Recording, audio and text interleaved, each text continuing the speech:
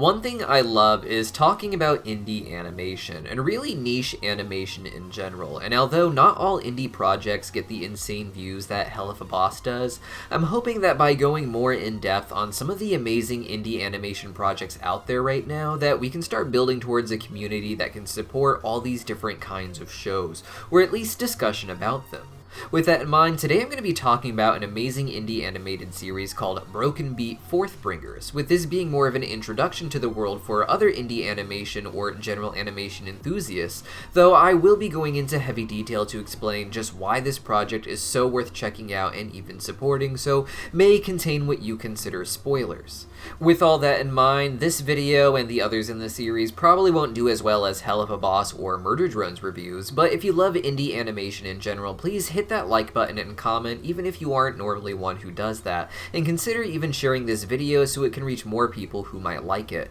and we can create an audience not just for specific shows, but for indie animation as its own industry. For more videos like this, vote on which indie cartoon I should break down next in the comments down below. I even include some choices at the end of the video. Broken Beat is an action-adventure indie franchise, if you will, with a heavy focus on the action. The story takes place in a world where beings called Forthbringers are being hunted down and wiped out by a powerful entity and his followers known as Sekatsu. Now, there isn't a lot of official information publicly available, but from what I understand, Broken Beat is a franchise as a whole, with this title, Forthbringers, just being for 3 episodes to explain a bit of the history of the world before diving into the key story, which I believe is called Broken Beat, The Last of the Forthbringers. In this story, the last of the Forthbringers, named Sin, sees his father killed by Sekatsu, and has to find a way to defeat him by becoming something called a Knight of Eve. This would make the actual plot something more akin to Avatar: The Last Airbender, with this alluding to similar mythology as that series, as well as other indie series that are out there, but on a very unique level. Broken Beat is just one of many indie animated series, and really animated series in general these days, that takes heavy inspiration from what we can call esoteric mythology for the sake of this discussion. Esoteric simply means what is concealed or hidden, and esoteric mythology is essentially the decoding of the stories from ancient myth and religion to find their hidden meanings, often through comparing the different mythologies together to see where they align. Hell of a Boss is perhaps the most blatant example of this, being a world where hell is designed not just off of the Abrahamic myths, but of the expanded mythologies of the world, with certain characters seemingly lumped together as one entity, and just going by their names more familiar to Western audiences here. Murder Drones takes the metaphor a step further and primarily focuses on the fallen angel narrative of the Book of Enoch, but told with robots on another planet. Finally, the amazing Digital Circus is famous for its more Gnostic themes, which was a sort of branch of Christianity in its early centuries that believed the God of the Old Testament Bible was a dark figure known as the Demiurge that had trapped divine souls in human bodies, the way Cain seems to have trapped human minds in digital avatars. Broken Beat's lore is, at first glance, very familiar to Western audiences, but also may seem rather foreign with the changes it makes, but through the lens of comparing different mythologies, it becomes easy to see a larger network of inspiration that the series' creator Rich is borrowing from, and it makes even more wild use of real-life mythology than Hell of a Boss, I would even say. The story begins with a cosmic-looking being that the narrator calls Eve, taking care of people in the garden of Yasuguri, which is Japanese for peace or tranquility, which, with Eve there, makes an obvious reference to the Garden of Eden. However, this story is still quite different from the Garden of Eden as it's portrayed in the Bible, and not just randomly or chaotically so. In this story, Eve is presented as a godlike entity instead of just a mother of various races. It's important to remember that Judaism was a response to polytheism as a whole, essentially, with the Jewish people recognizing that the many gods of other pantheons generally represented different tribes of people. You see, people in the ancient past all had a tradition of taking their family patriarch name and deifying it, equating their patriarch and eventually their longer tribe's history as it developed with that god's story, who would in turn become more subservient to others in a pantheon of gods in a wider region, as those different tribes formed greater nations when coming together.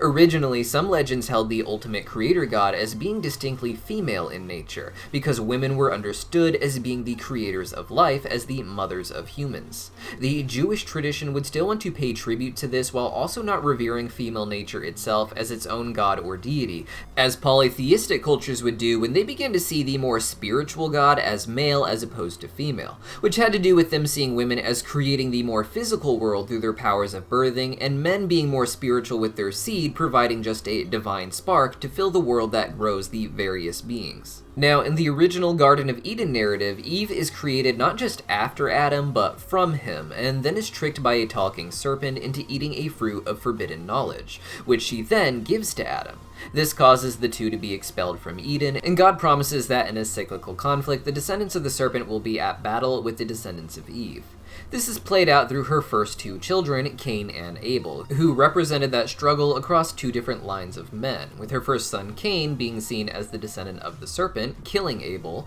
and after Abel's death, him needing to be replaced by a third son, Seth. Now, in the Broken Beat version of the story, Eve is essentially the god of the Bible. First, she creates a race of beings known as the Gaians, which I believe to be Gaia, or people of the earth.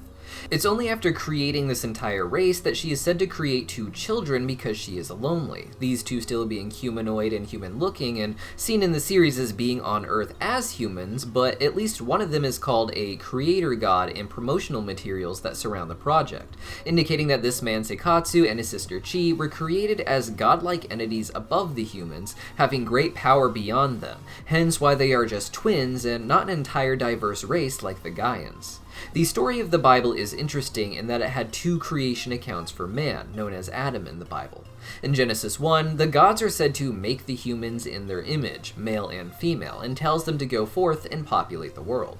In Genesis 2, Adam is created again, this time not in the image of God, but out of the dust of the earth, and yet still in a way considered more divine than in the first chapter generally, with Adam being a singular entity who is given a wife who in many ways is his twin, created from his side. Now, there are like three really interesting responses within Judaism alone to the supposed discrepancy in these two chapters, such as the later Book of Jubilees rewriting it so that Adam is created on day 6 in Genesis 1, then placed into the Garden of Eden to start the narrative there in Genesis 2. However, the original text showed that there were clearly two different stories that weren't meant to connect in the way they do in the Bible, because they also have different accounts of other aspects of creation, such as the order in which the animals were created. Another interesting response has been simply to say that they are different approaches to the exact same story, with the Garden of Eden narrative just being meant to hone in on a different, more specific part of early human history that included a creation with it. Broken Beat, however, goes with the third approach, which insists that there were two separate creations of two different groups of beings, with some interpretations holding that the humans created on day 6 in Genesis 1 were more divine, as they were said to have been created in the image of God, and others believed Adam and Eve to be more divine, being more prominent entities and singular identities, and having genealogies that followed. In Broken Beat, both end up becoming mythical in their own ways by tying into other mythology around the world. You see, despite Eve creating her children Sekatsu and Shi because she was lonely, Sekatsu decided to seize all of creation for himself. With his godlike powers, he can kill his sister Shi, paralleling how the child of Eve, Cain, killed the other child, Abel. Following this, however, Sekatsu would also destroy his mother Eve. As a final act of hope, Eve gives her power to some of the Gaians, the race of humans she created who parallel the early humans created by God before Adam and Eve. These Gaians are given powers that create a new race called the Forthbringers, as it was their duty to fight back and hopefully defeat Sekatsu, avenging their mother and creator Eve. This is a reflection of later, more Gnostic ideas, which, as discussed earlier, present the Old Testament God as an evil figure known as the Demiurge, who has trapped humans in the physical realm. In these stories, the physical world is the manifestation of a divine entity known as Sophia, who in many ways is the same as the Eve of Broken Beat. In some cases, Sophia is among the ultimate spiritual creator entities in Gnostic texts, and in others she is among the lowest, and makes the mistake of trying to create a world without the help of a male partner. In doing so, she creates a shadow of herself, a demiurge who is the god of the physical world that she created, the ruler within that world because he has the most power there. As her shadow, he wants to create too, to be loved, but in its shadow form, that becomes corrupted to simply wanting to be worshipped. And with that in mind, the character of Seikatsu is something of a demiurge, being the last being of power created by a higher spirit like Sophia or Eve, and now he gets to rule over creation.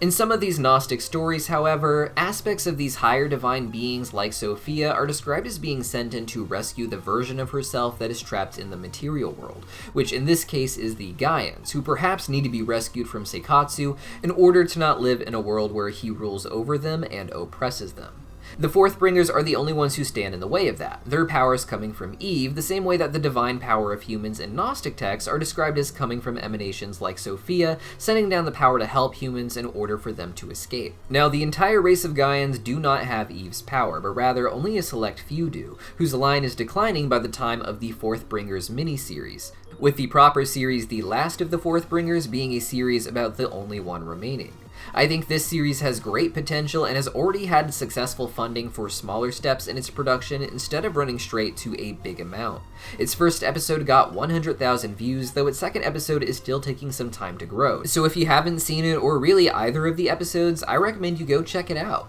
The second episode may have less instant share appeal because it didn't build as much on the lore, leaning into the heavy action of the series, which is promised to be even bigger and more wild in the larger finale. This show seems like Avatar: The Last Airbender's sense of story and drama, with the more serious and mythological aspects of the blood of Zeus, and blends them together with the action scenes that feel like the correct kind of Dragon Ball fights. And I'm certain that the lore only has more crazy cool places to go from here, such as exploring how the last Forthbringer alone may be able to fight back against Seikatsu by becoming a Knight of Eve. But what do you guys think? Please leave a comment down below, if not to support Broken Beat, then to support my attempt to dive deeper into each of these great indie series that are being worked on right now, because I would love to make more videos. For instance, next, should I break down how Atlas of the Stars was an entire animated pilot made by just one person, including all of the music, or should I make a video about the crazy cool premise of the series The Earth Guy, with a focus on how it pays tribute to the classic indie anime series that so many of you probably haven't heard of from the early 2000s? Vote in the comments down below, and don't forget to share this anywhere you think people might love indie animation. And if you haven't seen it, go check out the video I did on other indie animated pilots to check out in 2024. See you guys next time.